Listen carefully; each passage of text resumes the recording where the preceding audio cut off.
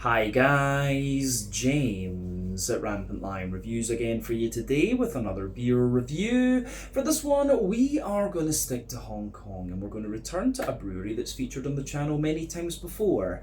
Now, I've had some really nice beers from these guys over the last few years, quite a few different styles, and if people were to ask me about this brewery, I would say that they are just very solid all round. But I would add to that their most interesting beers in recent times have been in the sour beer wild ale category. So if you come across some of those, you really should try them if you're a fan of that kind of genre of beer.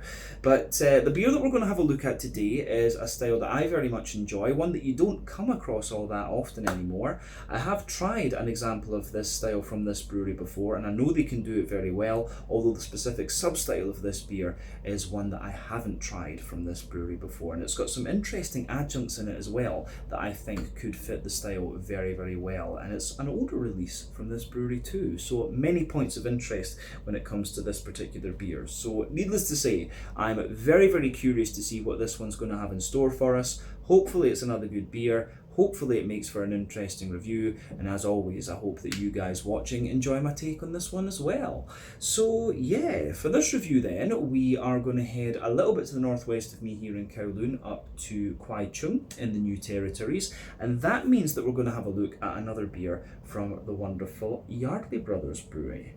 So this particular beer is called Old Stag.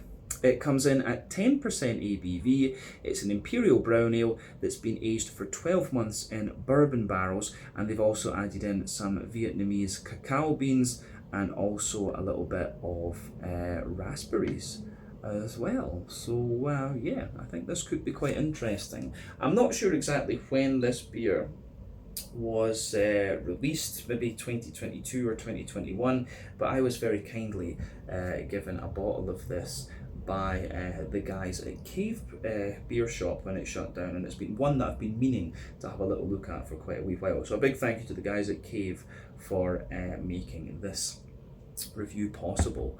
So yeah, an Imperial brown ale from the wonderful Yardley Brothers Brewery in Kwai Chung, New Territories here in Hong Kong. So yeah, not reviewed an Imperial brown in quite some time actually, so this is a beer that I have been looking forward to for quite a wee bit. So let's crack on and see what it has in store for us. So as always with my reviews then, I'll tell you a little bit about the brewery before we taste the beer. If you want to get straight to the tasting though, just fast forward. All the usual links can be found in the video description below. That's the brewery website, the link to my other reviews that I've done from Yardley Brothers Brewery before, and we will no doubt add more to that list at some point in the near future. But there's all the usual social media down there. If you want to see more reviews, do please consider subscribing to the channel. The support that you give is massively appreciated, and remember you can go into the channel homepage and search for beer using the geography tagging system. So just go in there, use the little search bar, put in your hometown, state, county, province, whatever you like. If I've reviewed beers from the area that you search for, they will pop up. Failing that though, you can check out the playlist of beers from different countries. You'll find this one in the Hong Kong playlist along with a number of other things. That's being added to very regularly, of course, because I am based out here now. And do make sure that you check out the playlist of beers from other countries as well, because there are some very interesting things on the channel these days. So yeah, let's go on to my brewery notes then, and I'll tell you a wee bit about Yardley Brothers Brewery. So Yardley Brothers Brewery was originally founded by Luke and Duncan Yardley, hence the name Yardley Brothers. But the brothers are half Scottish, half English, and Luke previously worked as a parts wholesaler, and he ended up staying in Hong Kong after meeting a girl. That relationship didn't work out, and then he met another one later on, and he married her. So he and Duncan had homebrewed back at home in the UK, and then they took it up again when Duncan joined Luke in Hong Kong back in 2014. And the main reason they started brewing for themselves was because they couldn't find the beers here that they wanted to drink. But their first brewery was in a small shack on Lama Island, but then in December of 2016 they opened a production brewery on the 5th floor of an industrial building where the rent was cheaper. And you know, if you know anything about Hong Kong, you will know that the real estate prices and rents are just absolutely horrendous, and that's both commercial and residential. But apparently when they moved into this brewery on the 5th floor, the tanks wouldn't fit in the elevator, so 8 people had to basically push them up the stairs. They stayed in this brewery for a number of years though, and this was in the Kwai Chung area of the New Territories, just to the northwest of Kowloon. and it was at the Watat Industrial Centre. So these days they've got the Beer Shack bar out on Lamma Island. It's not the original Beer Shack that they used to brew in, of course. They've got a tap room in Central as well on Peel Street, which is just called Yardley's. And in the last few years they've been working hard to develop their barrel programme, which started originally back in 2018. In early 2023, if I'm not mistaken, they moved into a new and larger brewery, still in Kwai, Chung, to the northwest of Kowloon, and things have been going very, very well for them since they've opened that up. They've continued to grow. But as of August 2024, when I'm filming this review for you, these guys have produced 150 different kinds of beer with all pretty much any style you can imagine. And they're still continuing to increase that number, and they've won many awards as well, quite rightly so. As I said, the most exciting beers, or the most interesting beers, I would say, that these guys have done in recent times have been the wild ales and sour beers and stuff like this. One really notable older release that these guys did was a freeze distilled IPA called The Beast, and I believe that still holds the title of the strongest beer ever produced in Asia. I might be wrong about that though, but as I say, these guys are very, very well respected member of the Asian beer community these days, and yeah, very, very experimental. Luke is really interested in the kind of niche parts of the craft beer world, of course, so you will get some very, very interesting things coming out from Yardley's over the next little while. But yeah, that is everything I can really tell you about Yardley Brothers Brewery for the moment. If you want to learn more about these guys, you can check out the brewery website, you can follow them on Facebook and Instagram to keep up to date with all the latest goings on, and you can check out the Rate Beer, Untappd and Beer Advocate pages to learn a little bit more about all the different beers that these guys have done. So yeah, let's go on then and have a wee look at the beer itself. So I'll just let you have a wee look at the bottle on this one before we open up. This is, I think, a 375 milliliter? Yeah, 375 milliliter one. There you can see Old Stag on the front there, and as I said, bourbon barrel aged Imperial brown ale. It won my heart as soon as it said Imperial brown ale, I'll say. Plain black top on this one, incidentally, and it tells you a wee bit about the beer on the side here. So it says, an Imperial brown ale aged in Kentucky bourbon barrels for 12 months, rested on Vietnamese cacao beans from Conspiracy chocolate, and finished with whole French raspberries. Delectable notes of raspberry, coconut, burnt toffee, vanilla, chocolate, and raisin combine with a lingering bourbon warmth to complete this big, bold, seductive ensemble. And of course it tells you it's 10% ABV. Now, as I say, I'm not sure exactly when this one was released, but the best before is the 24th of August 2026. I would assume that you would give something like this a shelf life of maybe 5 years, so I'm guessing this could have been a 2021 release. As I say, I just wanted to try it in all honesty. But it also seems that this beer was brewed to celebrate a little bit of music. So it says on the side here, the Young Bucks play infectious and exciting Canadian folk music soaked in whiskey and smoked with burnt tyres. Our joint love of live folk music and bourbon brought us together to make this beer to celebrate the launch of their new album, Rookies. So yeah, pretty cool, this one. So, as I said earlier, 10% ABV Imperial brown ale aged for 12 months in Kentucky bourbon barrels with some Vietnamese cacao beans and French raspberries added into it. So yeah, I think this should be pretty good. Let's get this guy out then, and let's see what it's like. I'm really curious about this. Nice little bit of smoke on the opening there, and let's get this beer out and into the glass. I'll tell you straight away, I'm at least 1 foot away from the pour there, and you can smell the raspberries coming out of this beer straight away. Let's give it a wee bit of an aggressive pour there at the end. Not too much sediment in the bottom of this one either, actually. So yeah, anyway, before the head disappears, you can see that this beer poured with about a 3/4 finger, I would say medium, like light dark. Slightly dark tan head there. Yeah, it's quite impressive, that one. So I'll just let you have a wee look there. You can see the medium-sized bubbles sitting on the surface of the liquid there, and it does get a little bit foamier the further up the head that you go. But yeah, it looks nice. So if we shine the light through this beer, there's not really much in the way of opacity to this one, but I think on the side it said it had a bit of, it definitely had oats. I thought it said it had wheat as well, in fairness. But yeah, probably the oats are the things that are, and maybe the fact that it's unfiltered, and the fruit adjuncts and beans and stuff like that are the things that are making this beer really pretty damn opaque. If I look through it from the bottom, I can see the light from my filming light just coming through it. So it does have a little bit of an almost kind of dark copper colour to it. But yeah, remember, the colour of your beer depends on a few things. One, the type of malts that you use. This is going to go a long way to determining your EBC rating.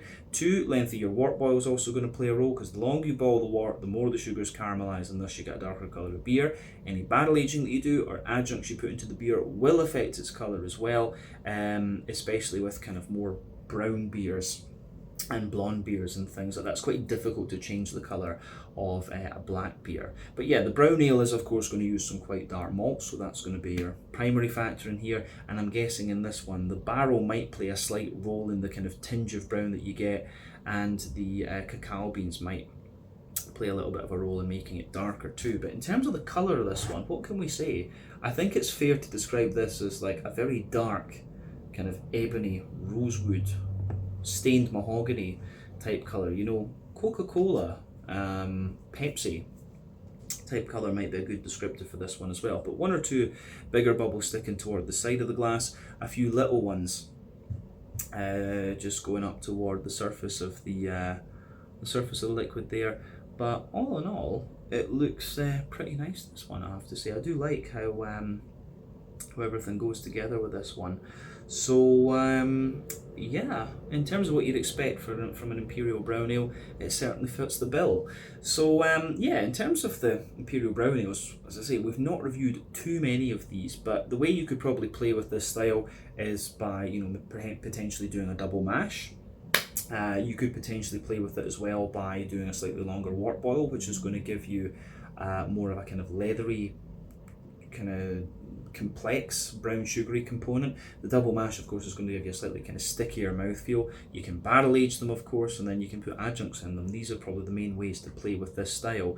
The brown ale of course is an English style of beer originally. One of my favourites in the style category always used to be Brooklyn Brown. I always used to really enjoy that, but I've not seen it in quite a long time actually. So yeah, Brooklyn Brown was always a great one back in the day. But yeah, that's probably where my love of the brown ale started, in fact. But I don't think we really need to say anything more about the appearance of this beer. The only other thing I would add is that the head has kind of faded a little bit, and you've just got that foamy ring around the edge of the glass there. But yeah, I think without further ado, we can leave the appearance for the moment and go on and have a look at the aroma of this beer. And I have to say, I'm very, very curious about what this is going to be like. So let's take a closer look.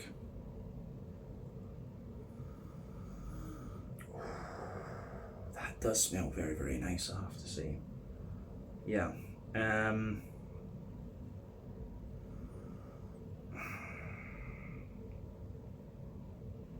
Yeah, when you sugar this one up,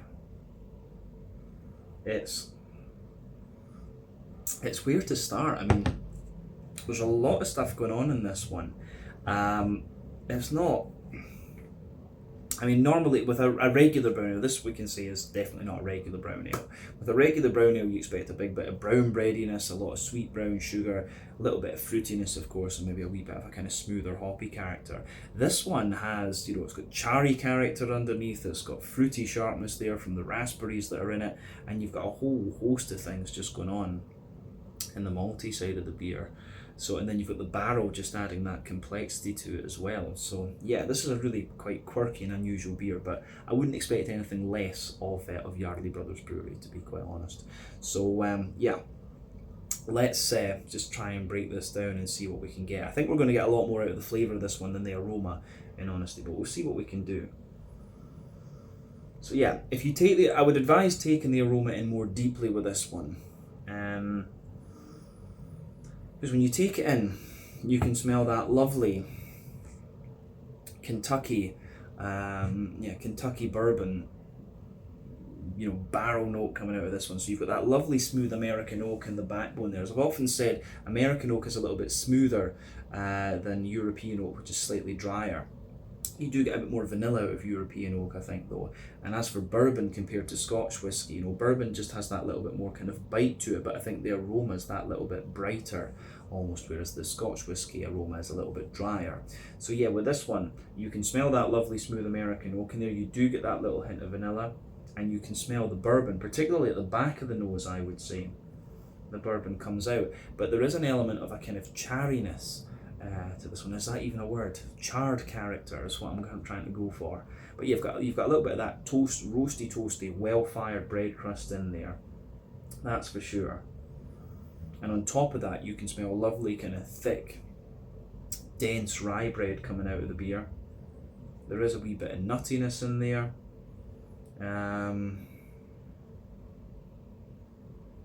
Yeah, there is a little bit of nuttiness to this one. But that kind of lingers there into the aftertaste, or later into the aroma. You get that little bit of nuttiness that just lingers.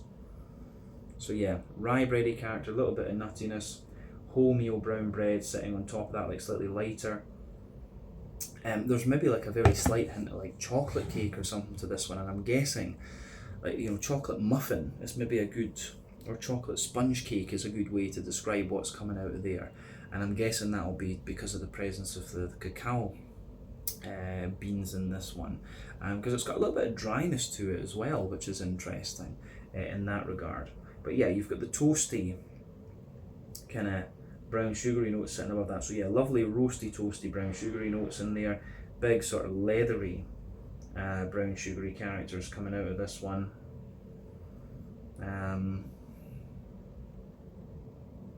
So yeah, big leathery, yeah, you've got the roasty toasty brown sugars in there, the more leathery brown sugars sitting on top of that. Then you have got a bit of that kind of treacle, molasses sort of note coming out of this one. So yeah, lovely kind of treacle molasses type note in there, toasty McVitie's digestive biscuity characters in there, and yeah, an oily kind of sweet caramel coming out of it too. As you get more and more of the nuttiness coming out of this beer as well. At the back of the nose, you start to get the kind of yeasty characters coming out of the beer, and for me, the yeasty side of this one is more like it's a mix of like rye bread and a kind of chocolate spongy type character that's coming out of it. And then yeah, the way that all of that kind of pieces together is the way that all of that sort of pieces together, I think, is just really nice. That, you know, it has that classic Imperial brown backbone to it, but of course the kind of Vietnamese cacao beans are just giving you something a little bit different. Now with this one, with it having been barrel aged, and then obviously it's been in the bottle maybe like 2 years or something like that, this one is the hoppy character in this one will have dropped out quite a little bit. I mean, Imperial browns, I don't know if they do have a fair bit of hop in them, but it's not the most hop forward of styles, if that makes sense. But yeah, with this one having been in the bottle for 2 years and having been barrel aged in the first place, a lot of the kind of hoppy character will have dropped out of this one, but you can still get some remnants of that. I mean, there are little hints of like earthiness in there, little bits of like woody, herbally type characters as well, bit of floral aromaticity, bit of kind of grassy or zesty sort of character in there.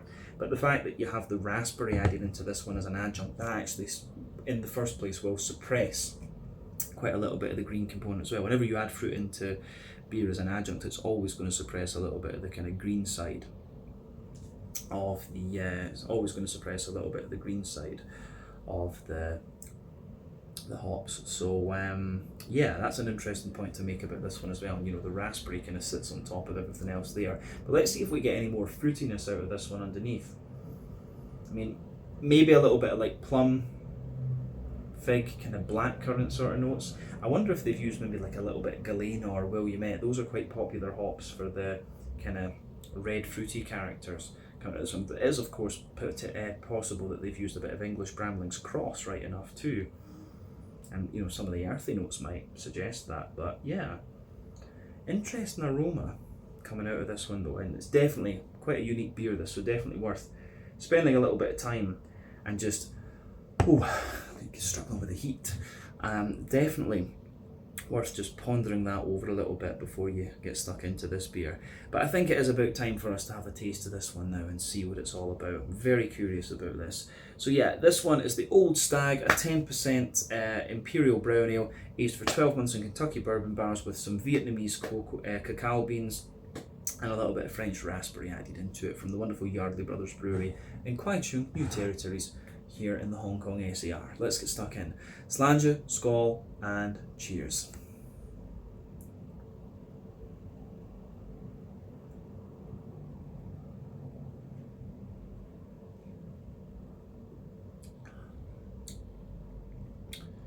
Oh,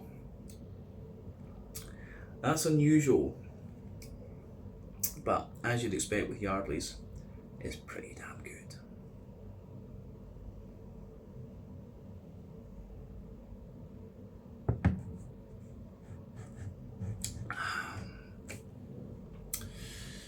Yeah, I think it's safe to say it's definitely not your conventional Imperial brown ale, but it is really pretty damn nice.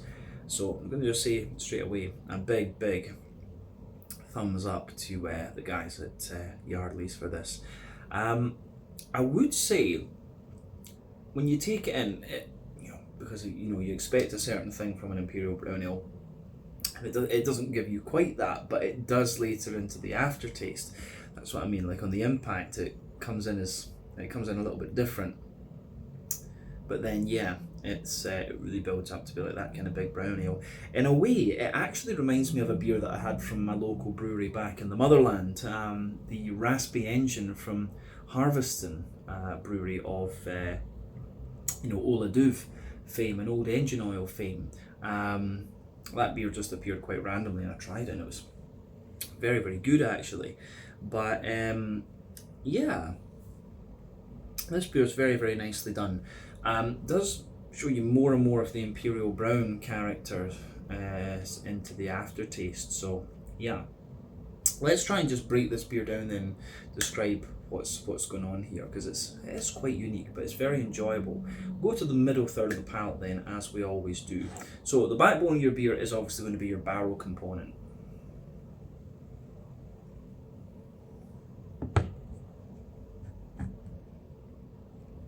So yeah, the backbone of this beer, you can feel that lovely, smooth American oaky character in there.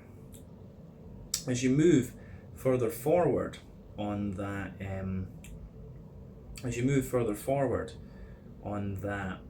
middle third of your palate there, you can feel the little touch of vanilla coming out of this one, but not too much actually. And the woody notes in this beer almost come across as being a little bit more kind of charred and things as well, which is really interesting. So yeah, you've got that, it's slightly charred, but it's also quite smooth. But then sitting on top of that layer, you start to get the bourbon. And the bourbon for me in this one actually does have, quite a little bit of, I would say, yeah, it does have quite a little bit of like bite to it almost. It has a wee bit of sweetness which comes out more into the aftertaste, but it does have just that little bit more of a kind of bitey character to it, which I think is very interesting. So yeah, on top of that, on top of the bourbon kind of character there, you start to get the bready side of the beer.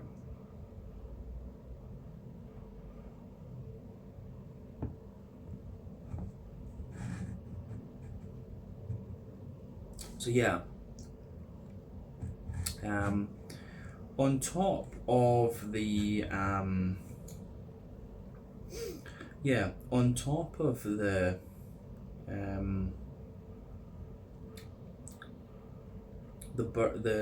the bourbon, you get that. It's like a rye bready bread crust, and I think it takes a wee bit of time for that just to come out. The most complex part of this beer is of course the middle third of your palate. You've got that rye bready, bread crusty base in there.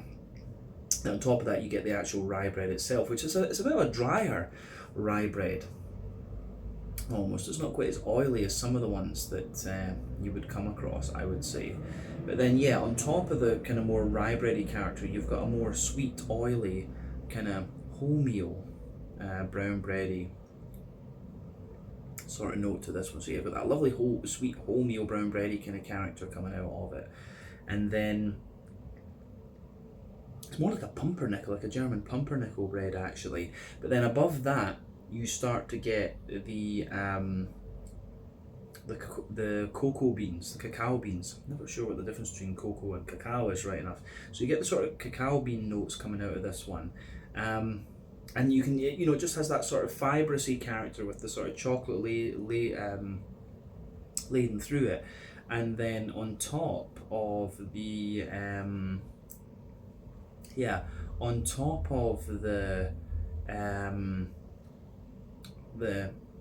kind of rye bread and wholemeal bready characters, you've got a wee bit more of a kind of nutty character. You've got, it kind of feels like it's infused inside all that, which is really nice.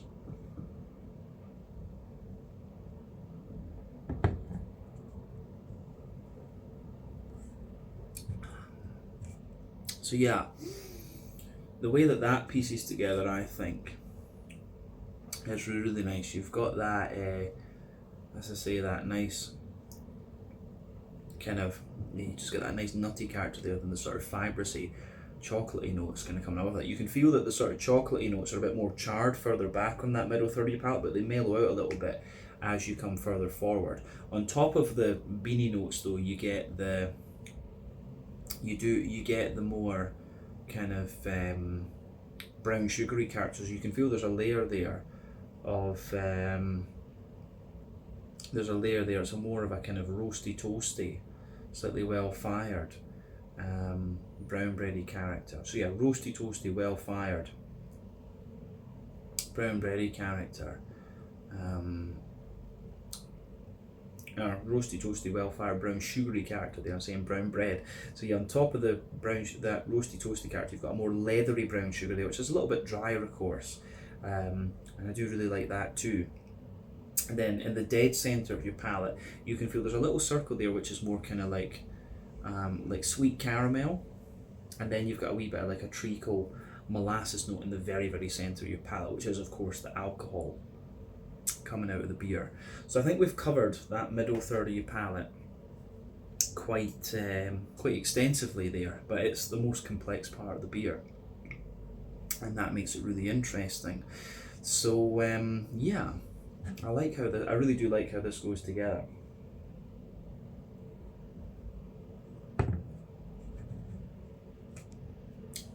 So yeah, for me, if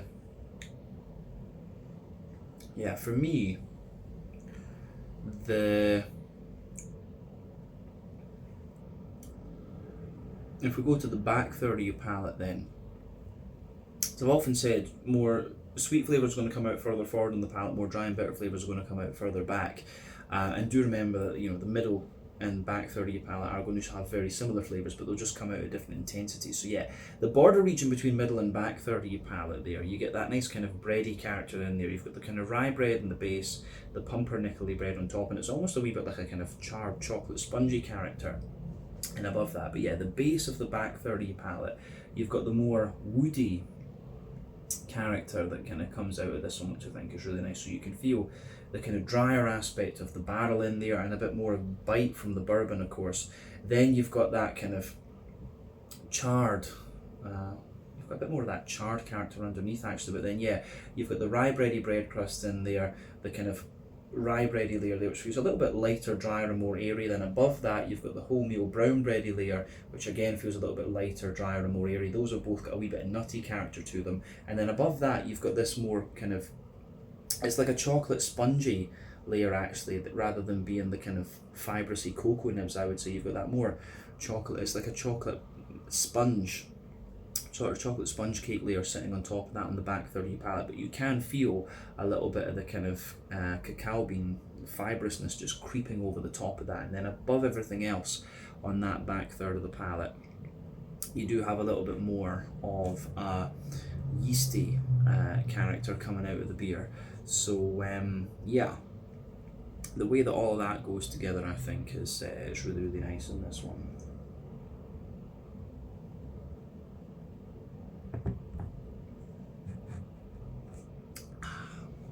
Yeah, so the yeasty side of this beer for me is more, the yeasty side of this beer, I would say, at the centre of it, it's got like a really quite dry, rye bready character, and as you go further out from that, it has a little bit more of a kind of like wholemeal brown bready note, and the very edge of it is like really charred and really like a well-fired bread crust. So definitely, you can feel that the back third of your palate there, that the flavour is definitely taller.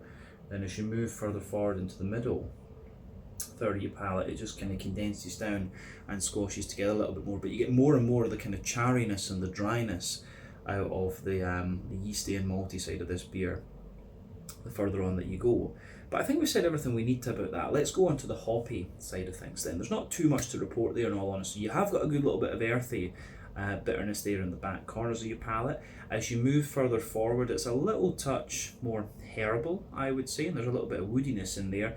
And as you push further and further forward from that, it's a little bit more kind of floral and aromatic, I would say. And then round the front curve of the tongue, it just gets that little bit lighter and more grassy, I would say. And it's interesting because the more that my palate's adjusted to this beer, the less suppressed I think the green component of this one has been, in all honesty. And like I say, the raspberries are suppressing the green component a little bit in this one, but in fairness, the hops will also have dropped out of it. So yeah, there's a few interesting things going on in this beer. I have to say that about it. It is quite an unusual and quite quirky one, this. But that's what we want on Rampant Lion Reviews.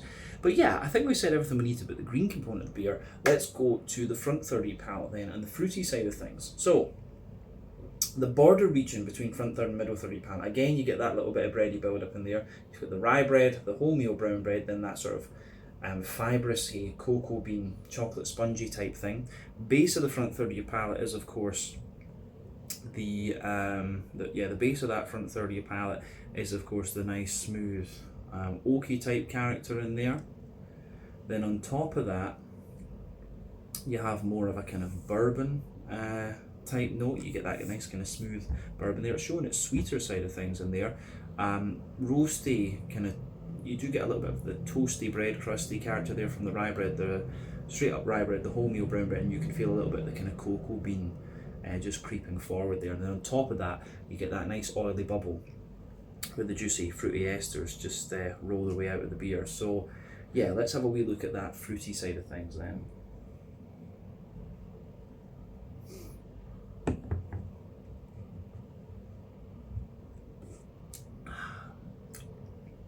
Yeah, so the fruity side of the beer for me is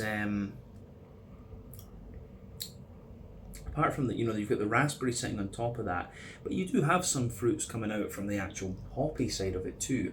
At the back of that, at the back of that front third of your palate, you've got that nice oily. You do have that nice big sort of oily.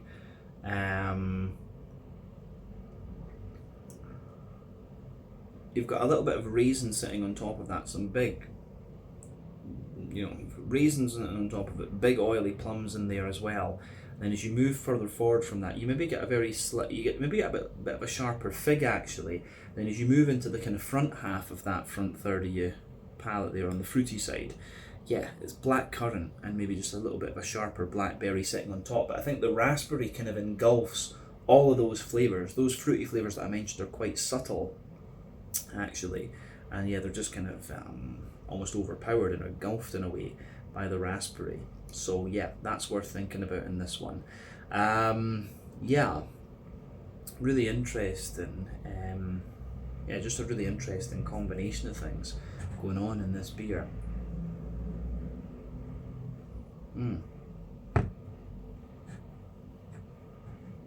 So yeah, for me, you can feel the raspberry character just going round the edges of the palate there too, so it does suppress a bit of the green component, as I said earlier. But yeah, the way that all of that goes together, I think, is really nice in this one. But let's round off the review then with a wee quick look at the mouthfeel. So this beer, for me, I would say that it's kind of bottom end of full-bodied.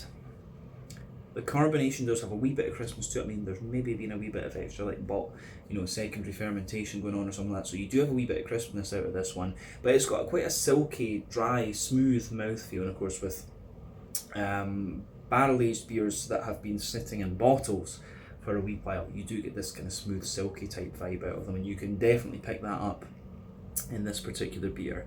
In terms of the IBU count on this one, it's hard to say, to be honest with you, because the beer does have quite a bit of dryness to it that could be conflated with IBU. So if we take both of those into account and add them together, you can maybe say this is about 50-ish IBU, but maybe that's wrong to say that. It has just got this lingering smooth dryness to it, which is something you always want from a brown ale or an Imperial brown ale. You want that lingering dry sweetness there. But the malt, like we said, it's got the smoothness from the barrel underneath, a little bit of bite from the spirit. You've got a wee bit of toasty charriness in there as well. Nice bready characters with nuttiness, and then the kind of drier, like slightly dry, sweet, brown sugary notes coming out of the beer as well.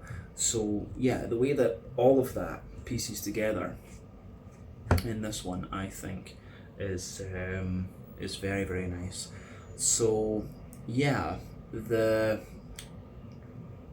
malty character in this one is leaning toward the kind of dry sweet side of things. The fruity character, like we said, you've got a bit of that oily bubble in there, and then you've got a slight sharpness and kind of sweetness coming out of this one as well. So you've got that sharpness and slight sweet character pushing its way out of the beer from the raspberries. So yeah, really interesting beer, this one. As I say, it reminds me of the Raspy Engine from Harveston Brewery, one of my locals back home in Clackmannanshire in Scotland. But another beautiful, beautiful beer from Yardley Brothers Brewery, and if you come across a bottle of this, it's definitely worth having a little look at. Something a bit unusual from them, and something that I don't think we'll see from them again for quite a wee while. So yeah, let's leave it at that for this one. This was the Old Stag, a 10% bourbon barrel-aged Imperial brown ale with French raspberries and Vietnamese cacao beans in it from the wonderful Yardley Brothers Brewery in Kwai, Chung, New Territories here in Hong Kong. Lovely stuff. I'm glad to try an Imperial Brown for the first time in what feels like absolutely ages. So yeah, thank you again for watching my beer reviews. Until the next time, please like, subscribe, share, all the usual YouTube stuff. Let me know your own thoughts on this beer in the comment section below. Let me know what your favourite beers are from Yardley Brothers Brewery as well. And do keep your brewery and beer recommendations coming in the comment section too. Till the next time, check out my social media, check out Yardley Brothers social media, drink some nice beers, and I'll see you guys again in another review very, very shortly. Slàinte, skål, and cheers.